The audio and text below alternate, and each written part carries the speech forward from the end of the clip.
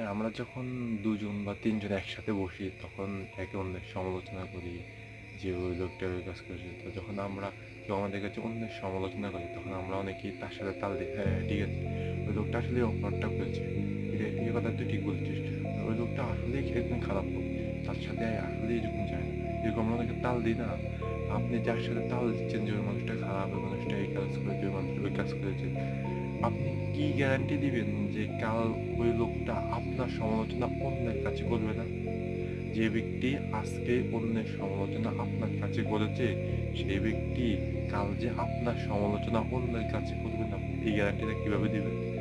আসলে মূল কথা হচ্ছে সমালোচনা যারা করে আর যে সমালোচনা সবাই করে, সবাই আসলে অন্যের দোষ ধরে, অন্যের দোষ নিয়ে আলোচনা করে।